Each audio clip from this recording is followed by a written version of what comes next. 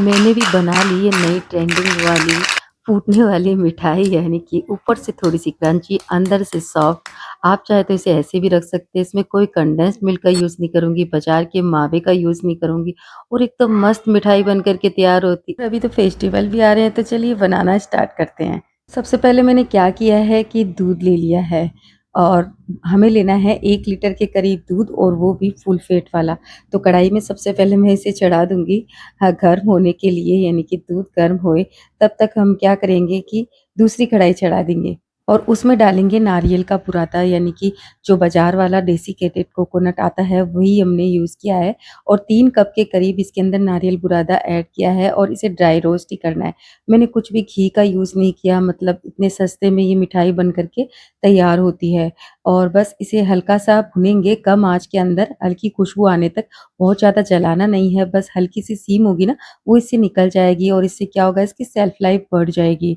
और ये बस नारियल का बुरादा अच्छे से भुन गया है, बस इसे हम बंद कर देंगे और गरम में भी थोड़ा-सा चला लेंगे और अब इसके अंदर डालेंगे चीनी दूध के अंदर, यानी कि दूध में उबाल आ गया है और उबाल आते ही हमें चीनी डाल देनी है। सवा कप के करीब मैंने इसके अंदर चीनी ऐड की है और थोड़ी-सी इलायची पाउडर कूट करके डालनी है। वैसे तो चीनी बाद में ऐड की जाती है, लेकिन हम दूध गर्म करते ही इसलिए डालेंगे कि जो कंडेंस्ड मिल्क हम नहीं डाल रहे हैं, वही इसका इसके अंदर स्वाद आने वाला है। अगर हम उबाल आते ही इसके अंदर चीनी डाल देंगे, तो मतलब बिल्कुल अलग स्वाद आएगा और बहुत ही यूनिक स्वाद बन कर के तैयार होगा और ये दूध बिल्कुल आधे से कम हो गया है, यानी कि इसे हिलाते-हिलाते जो भी मलाई आई, वो हमने इसे बीच में डाल दी और बीच-बीच में इसे चला लेना है और बस हमें इतना ही रखना है और अब इसके अंदर डाल देना है नारियल का बुरादा। यानी कि अब इसके अंदर थोड़ा-सा कंडेंस्ड मिल्क का भी स्वाद आएगा और जो मावे का स्वाद भी आएगा, यानी कि बाज़ार के मावे का हमने यूज़ नहीं किया है और एकदम मस्त मिठाई बन कर के तैयार होगी। अब ज़्यादा देर नहीं लगेगी इसके अंदर, बस हमें मीडियम आँच रख कर के इसे चला लेना है ठीक होने तक। यानी तो इसे तले में लगने भी नहीं देना है, क्योंकि अब हम छोड़ नहीं सकते, अगर छोड़ देंगे तो ये लग जाएगा और फिर थोड़ा-थोड़ा बीच-बीच में चला लेंगे ताकि इसके अंदर से पूरा दूध रिड्यूस हो जाए और इसके अंदर बिल्कुल भी नमी नहीं रहे, ताकि हमारे मस्त से लड्डू बन कर के तैयार हो। तो थोड़ा-थोड़ा मैंने इसके अंदर चला लिया है और अब आप देख सकते हैं बिल्कुल भी इसमें नमी नहीं है, यानी कि बहुत ज़्यादा नमी नहीं है और इसकी कंसिस्टेंसी देखने के लिए हमें इसे थोड़ा-सा ठंडा कर लेना है, यानी कि चम्मच में थोड़ा-सा ठंडा करके और फिर हल्का-सा हम लेकर के देख सकते हैं और एक लड्डू बना कर के देख सकते हैं। तो थोड़ा-सा मैंने ले लिया है चम्मच में ऊपर सूखा-सूखा सा और फिर लड्डू बना कर के देख लिया है। अब ये इसकी कंसिस्टेंसी एकदम परफेक्ट है लड्डू बनाने के लिए। बहुत ज़्यादा सॉफ्ट भी नहीं बनाना है, क्योंकि बाद में हम कैरेमल लगाएँगे ना इसके ऊपर, तो प्रॉब्लम हो सकती है और ये टूट सकते हैं। तो बस इसी तरीके के लड्डू हमें बनाने हैं। आप चाहें तो इसे पहले लड्डू बना कर के फ्रिज में रख सकते हैं और जब ज़रूरत हो तब इसके ऊपर कैरेमल लगा सकते हैं। क्योंकि कैरेमल बहुत ज़्यादा लगा कर के हम रख नहीं सकते। गर्मी के अंदर ये कैरेमल पिघल जाता है। तो बस अब मैंने क्या किया है कि छोटे-छोटे साइज़ के लड्डू बना लिए हैं, क्योंकि इसके ऊपर कैरेमल और लगने वाला है, तो ये छोटी-छोटी साइज़ के ही अच्छे लगते हैं, ज़्यादा बड़ी साइज़ के इसके अंदर अच्छे नहीं लगते हैं।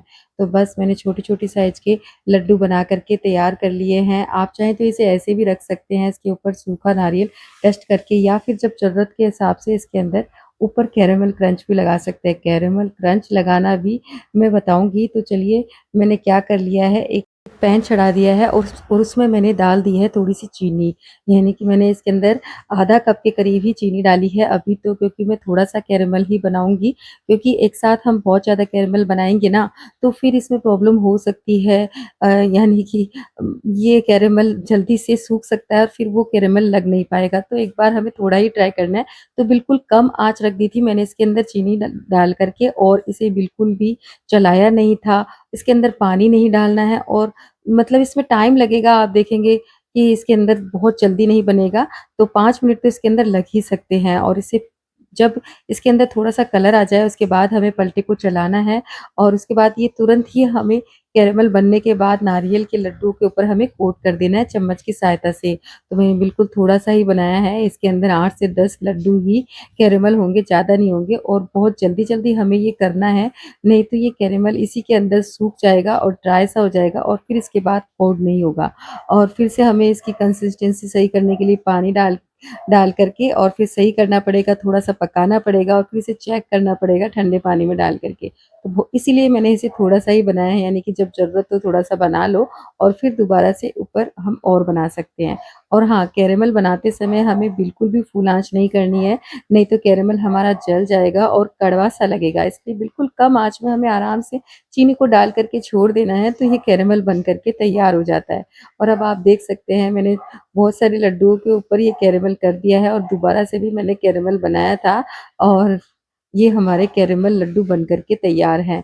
बच्चे तो बहुत एक्साइटेड है, बच्चों की डिमांड पर ही मैंने ये कैरेमल लड्डू बनाए थे, यानी कि रीलें देख-देख कर के और उन्होंने ये कहा कि भई मुझे ये रेसिपी चाहिए, तो हमने इसका नाम भी देखा था, बाला बयाना नाम है और ये ब्राज़ील की रेसिपी है और मैं इसे बोल रही हूँ फूटने वाले लड्डू, जो फूट जाते हैं और मस्त लगते हैं खाने में भी। तो इसकी आवाज़ सुन सकते हैं और चलो ये खाने में भी बहुत मज़ेदार थे क्योंकि इसके ऊपर जो कैरेमल क्रंच जो हमारी आइसक्रीम के ऊपर भी आता है, मस्त बन कर के तैयार होते हैं।